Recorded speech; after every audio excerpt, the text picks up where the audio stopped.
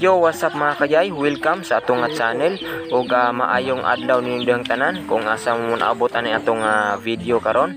So ani na sa ta karon sa lain na sad nga video. Ikatong niagi nato nga video is ang atong topic nato ato is about tipid tips sa pagkaon, no?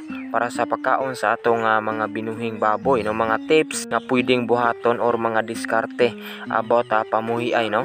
Mga alternative nga pagkaon nga makita lang sa atong palibot. Alright, so now let's proceed, no, sa atong topic nato karon, no, kung unsa na pud atong buhaton karon, no. So kini atong buhaton karon is magtaga ta og saging, kaya lami na kayo ikaw og saging og sakto kayo, kaya doon ako'y nakita nga saging, no. Actually ato ra unta na ako ni tag-on atong miaging adlaw, pero namanggugila ka maong karon na ako ni na higayonan nga tag-on.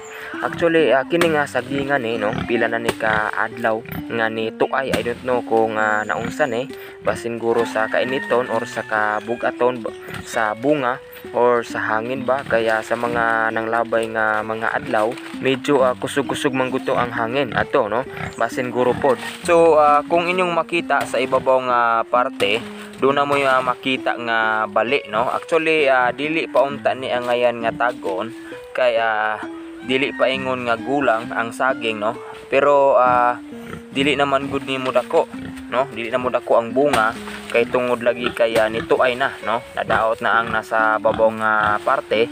So ang dapat nga buhaton is tag-on na gyud lamang, no, kay kini makaon naman dili pa noon ni siya ingon nga gulang jud, pero pwede na ni makaon na ni siya. Lami na ni kayo parisan og ginamos, dayon butangan og sili ang ginamos, wa na lami na kayo. Sarap, siguradong busog na pud ni unya, no. So mao ni nakalami basta na sa probinsya og hilig ra jud ka mananom-tanom, naara jud kaya mapaabot pag-abot sa panahon. So kamo diha mga kayay, no, kung naara mo matamnan diha sa inyo, bisag ginagmay lang, no, sama ani nga saging, kung pwede matamnan og kamote, no, pwede sa gabi, no, mga salagon, mga prutas like kapayas o uban pa, no, mga otanon.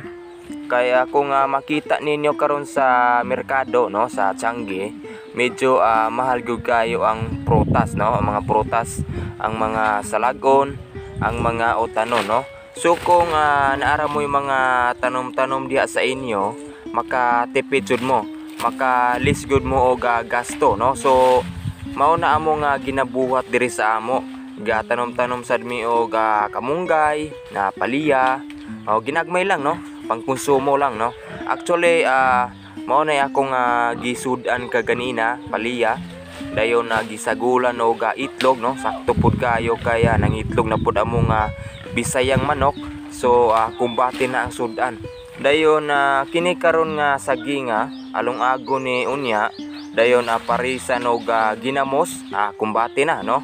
So by the way mga kayay, no, ato na mga nakuha ang bunga sa saging, no, siyempre ato sang limpyuhan ning saging dire, no, atong panghuaon ning mga laya nga dahon, mga dahon nga natuay na, no, aron na makaginhaw-ginhawa po ning atong gamay nga saginga, no.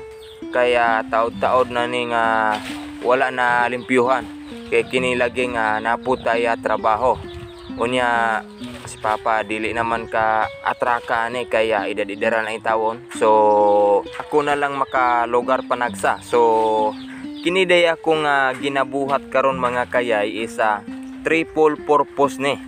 Kaya una, pagtaga og saging, dayon ikaduha, paglimpyo og saging, og ang ikatulo, no, paghatag og kini nga para pakaon sa atong binuhing kanding, kini nga mga dahon sa saging nga mga buhi pa, no, nga mapuslan pa, kay paborito ni sa atong binuhing kanding, no. So ato ning ikumpay. So inani lang, no, simple lang kayo among panginabuhi diri sa probinsya, no, diri sa isla sa Siquijor.